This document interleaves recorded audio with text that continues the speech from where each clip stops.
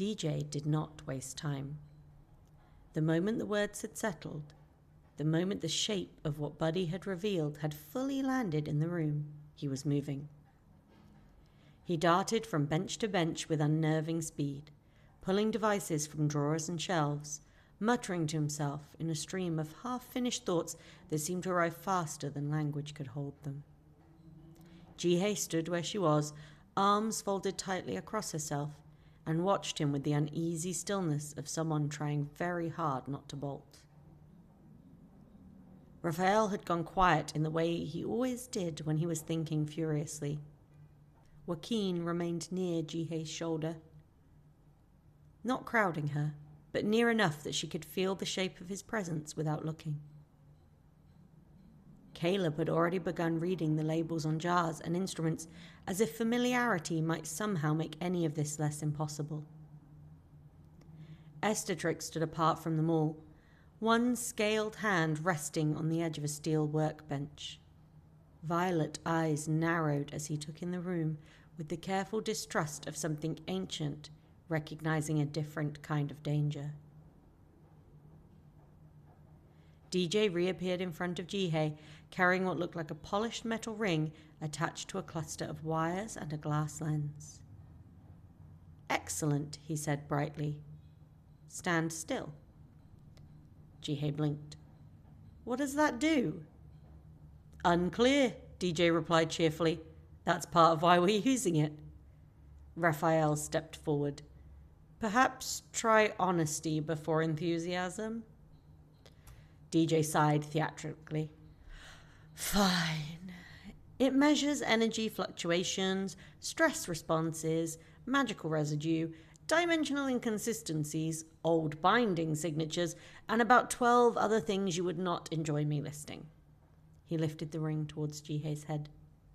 Joaquin's hand moved before thought, fingers closing around the DJ's wrist. The motion was swift enough that even DJ seemed impressed. "Explain first," Joaquin said, voice mild but not negotiable. DJ looked at the elf prince's hand, then up at his face. "You are all exhausting," he said. "I approve." Joaquin released him. DJ held the ring above Jihye's head.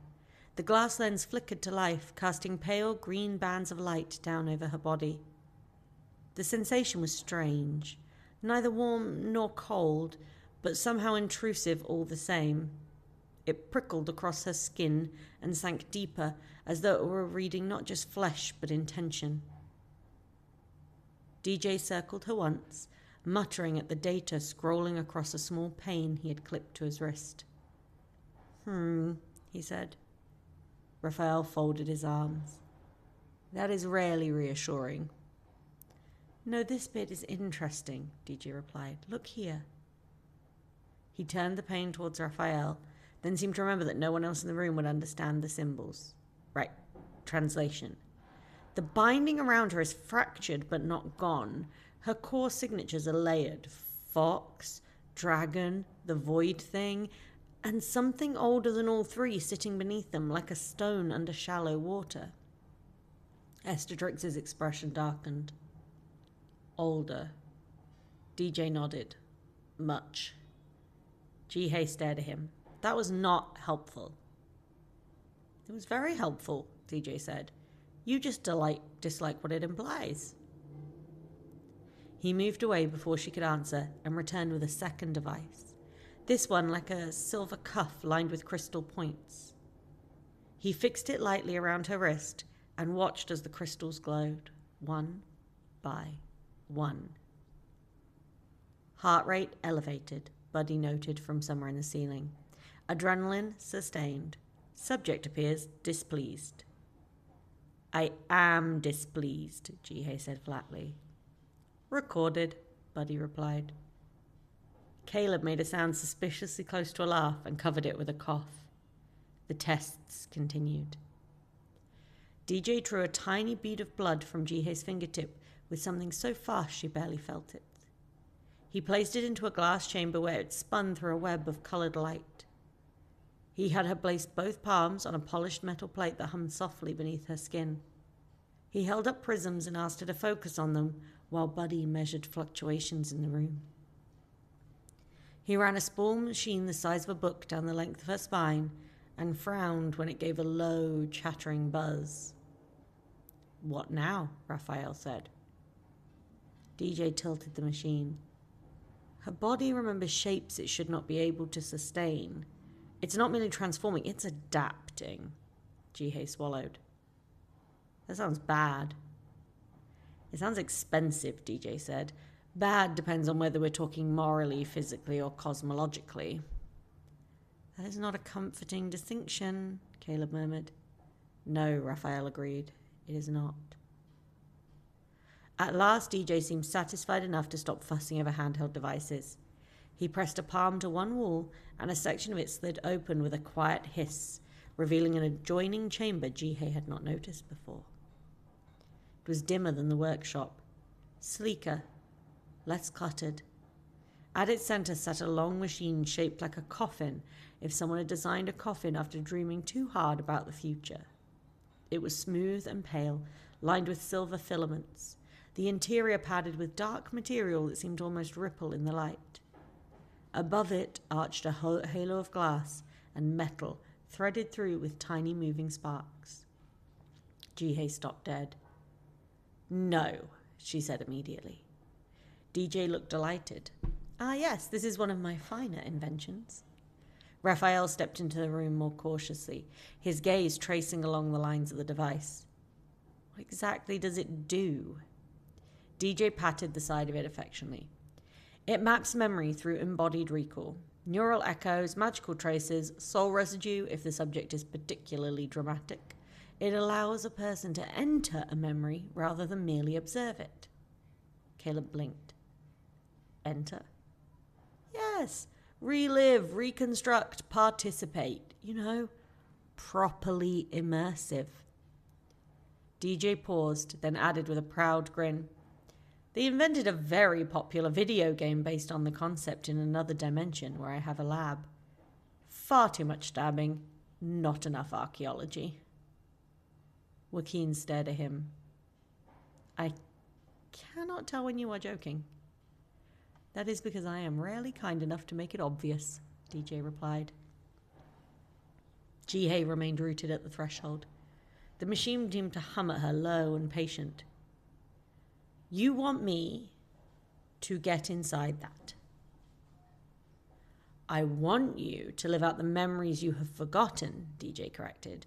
Your best chance of finding the method you used before or the method your earlier self discovered is to go where the knowledge already exists. Raphael's expression was thoughtful but troubled. How dangerous? DJ made a face. That depends what you mean by dangerous. I'm fairly sure, but not entirely certain, that she cannot die while directly in the memory. Jihye turned to him slowly. Not entirely certain? Well, DJ said reasonably. Certainty is a luxury for people with fewer dimensions to account for. Caleb looked faintly ill. DJ held up a hand. But, while I do not believe death inside the memory would kill her body here, reliving moments of trauma can be unpleasant. Unpleasant? Joaquin repeated.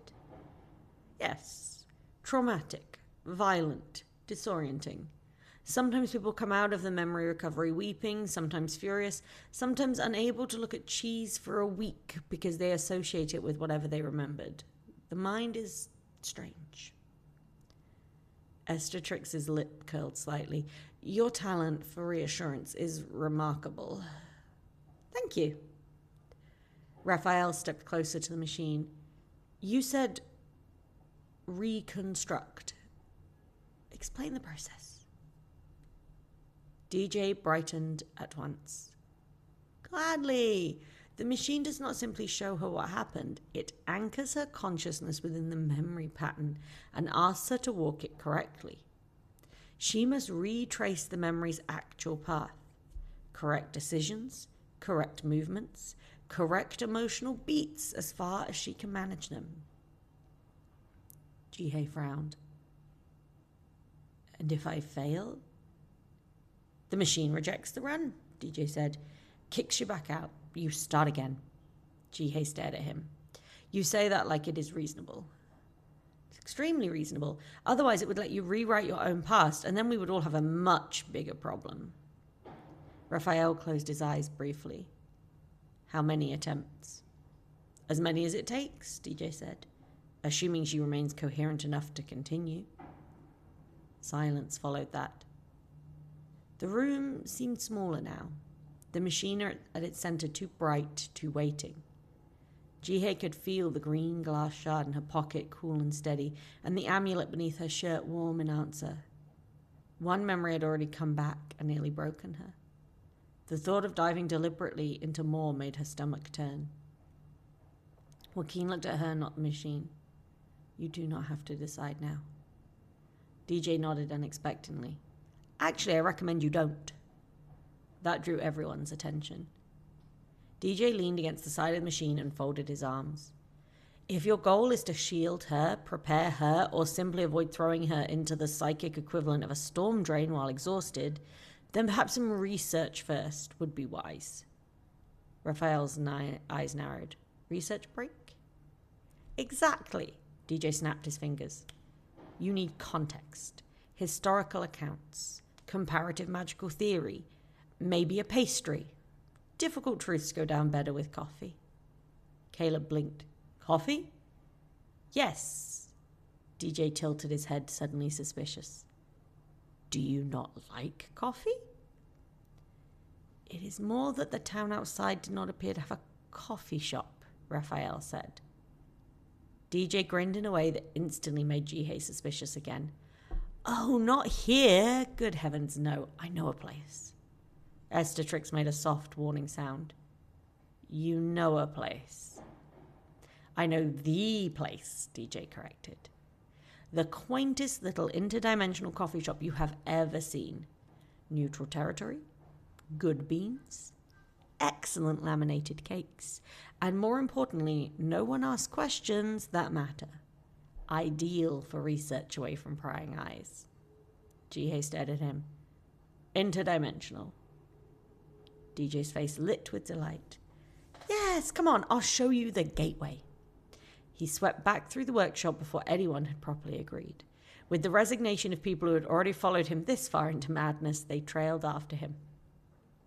The gateway sat at the far end of another chamber behind a set of locked doors. Buddy opened after only confirming they were all minimally sterilized and emotionally volatile. It looked less like a door and more like a standing ring of tarnished metal surrounded by columns of glass tubing. Liquid light flowed slowly through the tubes, rising and falling in colors Jihye could not name. The air around it smelled faintly of cinnamon and electricity. DJ stood before it with proprietary pride. This, he declared, lets me hop between dimensions. Caleb approached it with the reverence of someone eyeing a holy relic and a trap at the same time. You built this. Eventually, DJ said. First it was a crater, then a theory, then a very regrettable explosion, then a breakthrough. Raphael circled the frame once, eyes narrowed. How stable? Stable enough, DJ replied. Not safe. Safe is boring. Jihye folded her arms. You keep using words in pairs where the second one ruins the first. That's science. Joaquin did not take his eyes off the frame. And you use this often? Often enough to develop opinions about coffee across at least 9 realities, DJ said. The place we're going exists in a pocket between worlds. It gets traffic from all sorts. Scholars, traders, people running from things too large to name. It is ideal.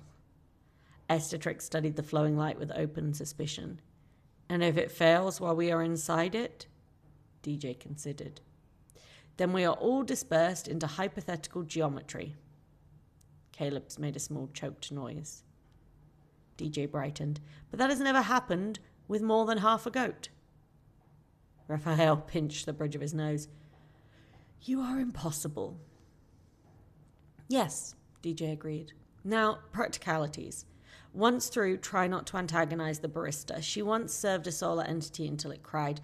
Also, do not order the black menu unless you are prepared to sign a waiver." Jihye looked at Raphael. "Are we truly doing this?" Raphael looked at the machine in the other room, then at the gateway, then finally at Jihye. His voice when he answered was quiet. "I would rather you went into that memory with knowledge than desperation." Something in her chest eased slightly at that. Not relief, but the shape of care. He had become good at wrapping concern in strategy, and she had become good at hearing it anyway. Joaquin moved to stand beside her. "Then we research first." Caleb nodded, though he still looked as if he had not recovered from the phrase hypothetical geometry. Estetric's mouth thinned. "If we are entering another world for coffee, I am blaming all of you equally." "No," DJ said, already turning the dials on the gateway. "You are blaming me specifically. It's cleaner that way." The ring hummed. Light thickened at its center, drawing inward until the empty space became a shifting pane of silver blue. Shapes flickered within it, warm gold lamps, tables, a counter, the unmistakable silhouette of hanging cups. Jihye blinked. "That is actually a coffee shop." "Told you." Buddy's voice followed them from hidden speakers, maddeningly calm. "Please return all borrowed universes in good condition." DJ saluted no one in particular. "Always." He stepped through first. The others exchanged one last look. Then, because by now this was simply what their lives had become, they followed. The sensation of the gateway was stranger than the boundary to the veil and somehow gentler. It felt like stepping through warm silk while someone rewrote the air around you. For an instant, Jihye smelled rain, incense, dust, and roasted beans all at once. Then the sensation passed. She emerged into warmth. The coffee shop was small, yes, but not simple. It was built of dark wood and amber light, all polished counters and shelves crammed with books in alphabets Jihye did not know. Windows looked out onto a street, but onto drifting clouds lit beneath by stars. A fireplace burned blue at one end of the room. Music played softly from nowhere obvious, a piano melody with too many notes to belong to entirely one world. Behind the counter stood a woman with silver hair pinned neatly at the nape of her neck. She did not look surprised to see them. "DJ," she said, voice dry. "More strays?" DJ spread his arms. "Researchers." She looked them over once, eyes lingering a fraction longer on Estetrix and Jihye, then nodded towards an empty corner lined with books and mismatched chairs. "Keep the bloodshed to a minimum," she said, "and no one touches the cursed pastries." Caleb looked immediately at the pastries. Joaquin steered him gently towards the corner before temptation could become catastrophe. They settled around a low table scattered with pens, loose pages, and the kind of quiet that only exists in places built for thinking. DJ returned moments later, balancing an impossible number of cups and a stack of notebooks. "Right," he said. "Coffee, sustenance, and historical excavation. By the time we are done, we either know how to guide your little youngling into our own past." He slid one cup towards Jihye. It smelt bitter and rich and alive. "Or we will at least be better caffeinated while failing." Jihye wrapped both hands around the cup and looked at the notebooks, then Raphael, then at the others. The machine waited in another world. The memories waited in her. And for the first time in a long time, she felt as though they were not running blindly toward the dark, but searching it with a lamp. It was a small comfort. She took it anyway.